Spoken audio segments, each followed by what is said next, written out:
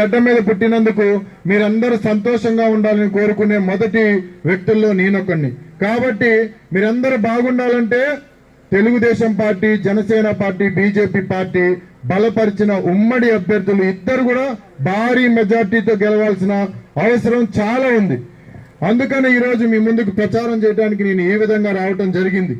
కాబట్టి ఇప్పుడు ఎలక్షన్స్ వచ్చాయి కాబట్టి ఈ 5 సంవత్సరాలు గుర్తురాని చిగురుమావిడి గ్రామస్తులు, ప్రజలు ఈ రోజు వైసీపీ ప్రభుత్వానికి గుర్తొచ్చారు. అంటే నిన్న ఇక్కడికి తెల్లం బాలరాజు గారు, అలాగే ఎమ్మెల్యే క్యాండిడేట్ అయిన తెల్లం రాజ్యలక్ష్మి గారు రావటం జరిగింది.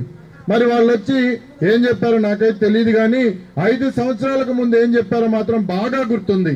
ఏంటంటే ప్రతి ఒక్కరికి కూడా మరి 10 లక్షల ప్యాకేజ్ ఇస్తాం, అలాగే ఇచ్చిన పొలాలకి 5 లక్షలు ఇస్తాం, నిర్వాసితులు ఎవరైతే మరి 18 సంవత్సరాలు నిండిన ప్రతి ఒక్కరికి కూడా కట్ ఆఫ్ డేట్ వరకు కూడా మీ అందరికి న్యాయం చేస్తామని చెప్పి మన అందరికి కూడా హామీ ఇవ్వటం జరిగింది. హామీ నెరవేర్చుకున్నారా తమ్ముళ్ళు? మీరందరూ కొంచెం దగ్గరండి. నెరవేర్చుకున్నారా? కాబట్టి మనం ఏం చేయాలి? ఈ సైకో ప్రభుత్వాన్ని ఏం చేయాలి? అప్పుడే మన గ్రామం, ఇక్కడ నిర్వాసితులందరూ బాగుంటారు. కాబట్టి నేనేదో ఇది ఈరోజు ఓటు కోసం రాలేదమ్మా ఇక్కడికి.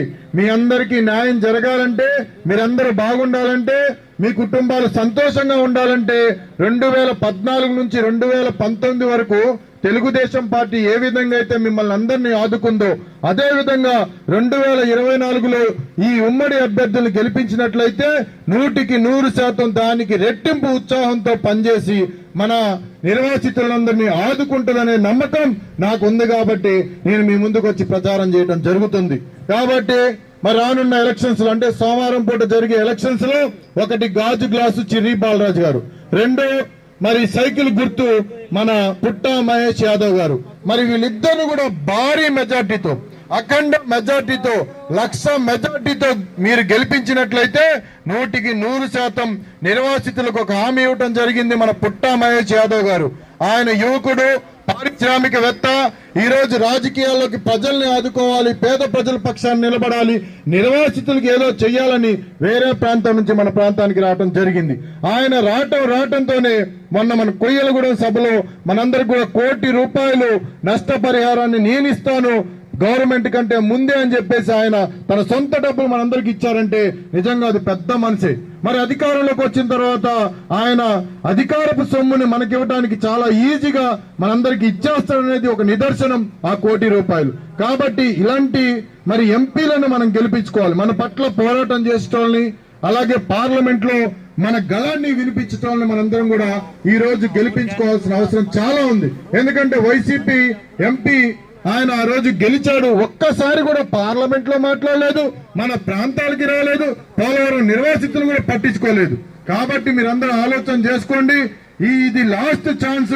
ఈసారి కానీ ఏం తేడా వచ్చినా సరే మళ్ళీ మనందరం కూడా చిగురుమావిడిలోనే ఈ గోదావరి వస్తా ఉంటది, ముంచుతా ఉంటది, వస్తా ఉంటది, ముంచుతా ఉంటది.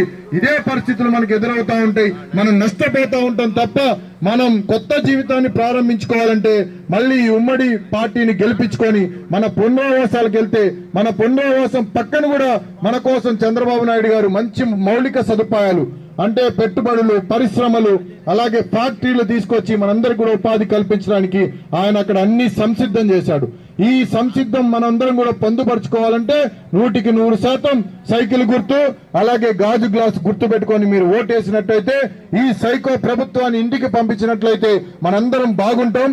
ఇంకా రెండో విషయానికి వెళ్ళిపోతే మేనిఫెస్టో. ఈ మేనిఫెస్టో అనేది ప్రపంచంలోనే ఎక్కడా ఇలాంటి మేనిఫెస్టో లేదంట.